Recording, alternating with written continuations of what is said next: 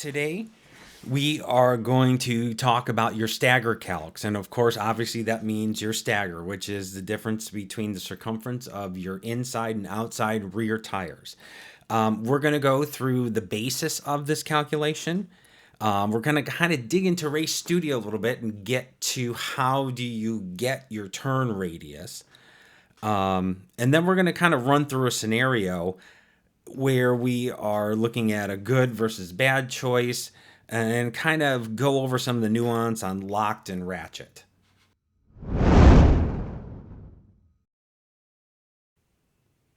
Okay, so let's talk about the basis of the calculations. What is the fundamental problem that we need stagger for? Because we run a fixed axle. We don't have a diff or anything like that to deal with any of these problems. So we have an outside tire that is bigger, so it compensates for the fact that it's got to run a longer line around the track. Let's look at kind of a step-by-step approach on that right now. Okay, so what we're looking at is your outside and inside rear tires. And we're just taking a point at the top at, let's say, 0 degrees. And ideally what we want is by the time one tire turns 360 degrees, the other tire has turned 360 degrees. Not 270, not 380, but you want them both to turn 360. So what happens when you have a tire that turns 360, you have another tire that say turns 270, or let's say your outside tire is turning faster. That outside tire is just wanting to turn that car in more. Now, if your tire's greasy because it's too hot or you're too loose, it could even cause you to spin out if there's a huge enough of a difference. The only thing that really keeps it in check, right, is the grip in your tires. So what's also happening is putting torque on your axle, and it's causing that kind of that scrub on your tires in a way. And at the end of the day, it's slower. So optimizing it so when a tire turns 360, the other tire turns 360 is faster. Okay, so let's follow a tire around a 360 turn and see a good and bad scenario. So we start at 0 on both tires, and then we go through, we're at a quarter of a turn, then we're at half a turn, then we're at 270, and now we're back to 360. And right, as noted, right, we want both those points on the tires to do the same 360 rotation, right? If your inside tire is now at, let's say, 380, you're going to be slower at the end of the day.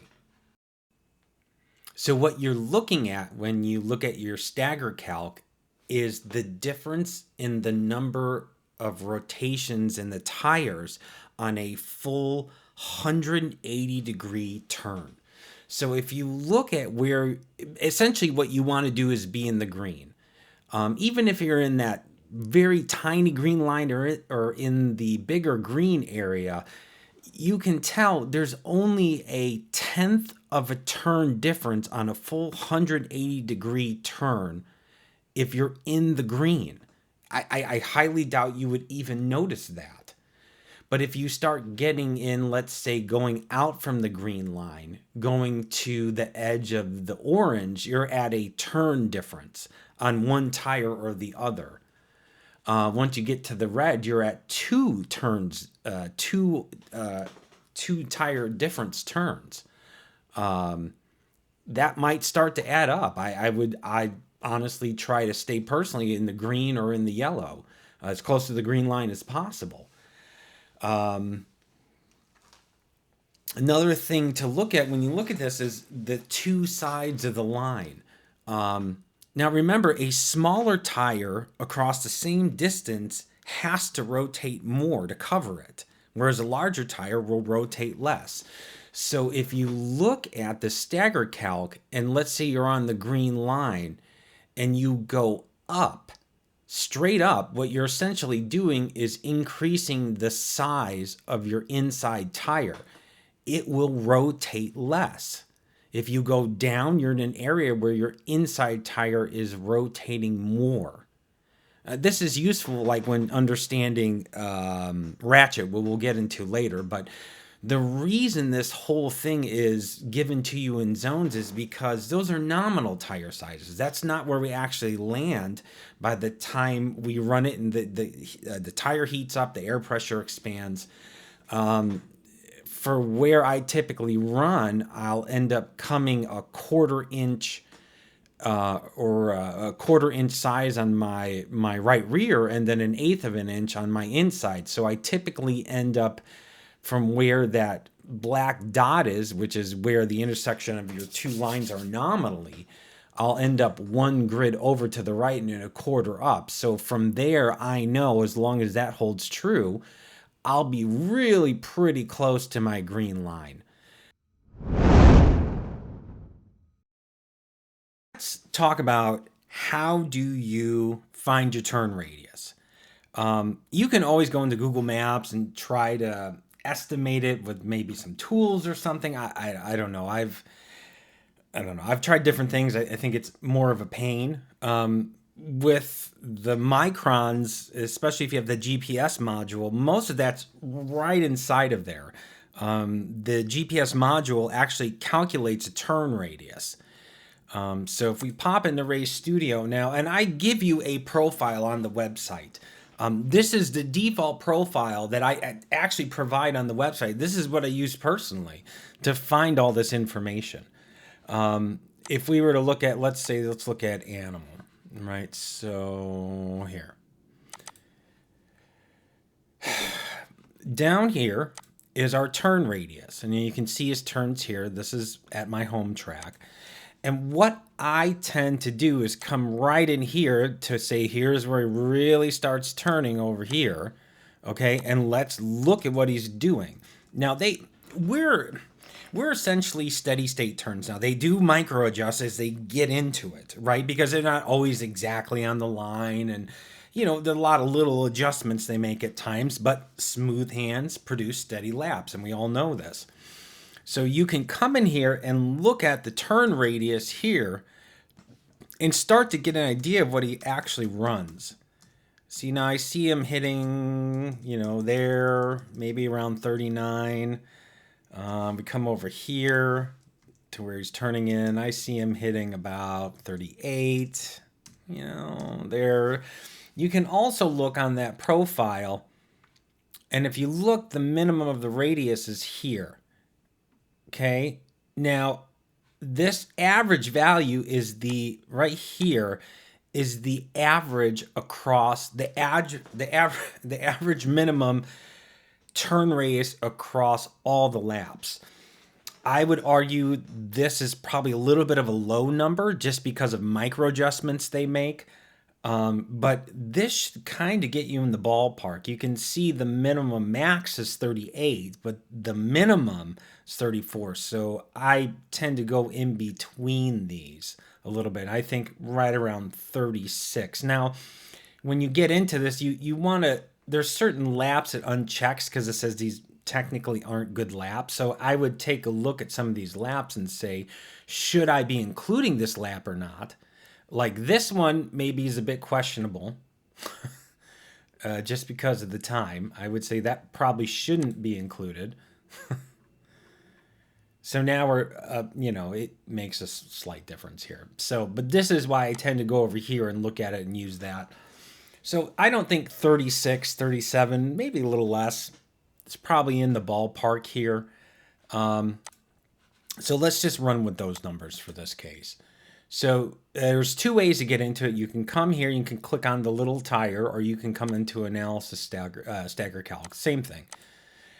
So you just choose a car. We're going to say unrestricted, and we're going to say standard 4. Now, when you look over here too, you can tell when you go to your setups, you can see how many times it was run.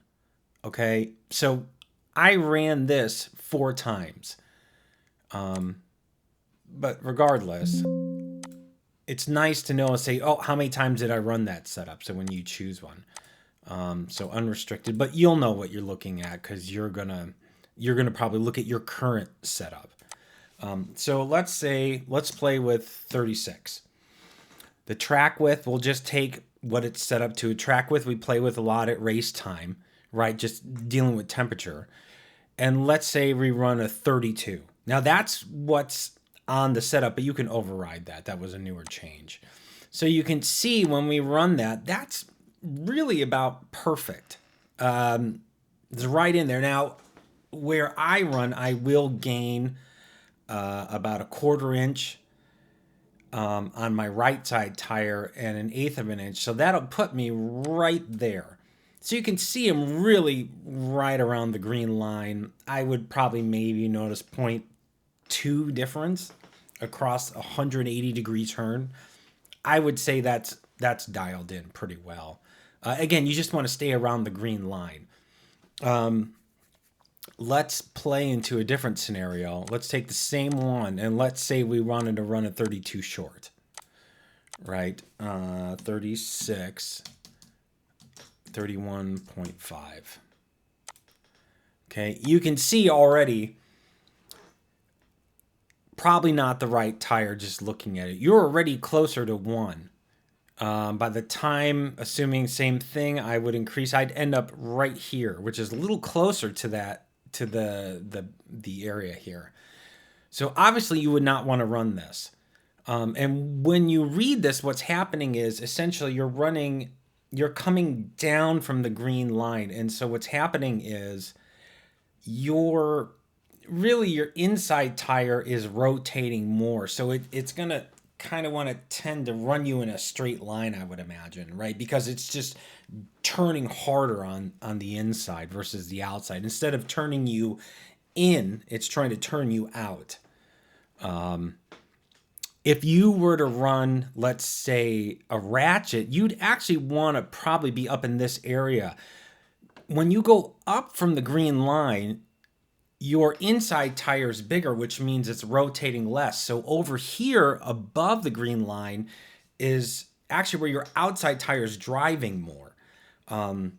You can take a locked or a ratchet hub and you can spin. If you're standing in front of the left rear tire, you could spin it clockwise. No, counterclockwise. Well, either way, you can spin it to the left, whatever it works out to.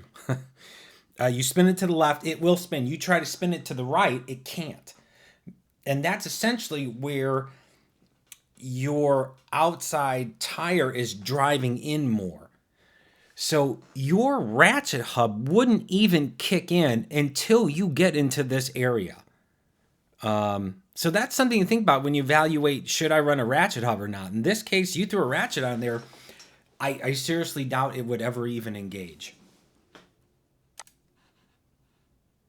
Now that's what I look at as I've gone. I've run a lot of Midwest, well, some of the Midwest Thunders last year, and I almost universally ran 31 shorts in all the tracks just because of the turn radiuses on the tracks. Just looking at what was going on there. That's essentially how you use your Stagger Calcs.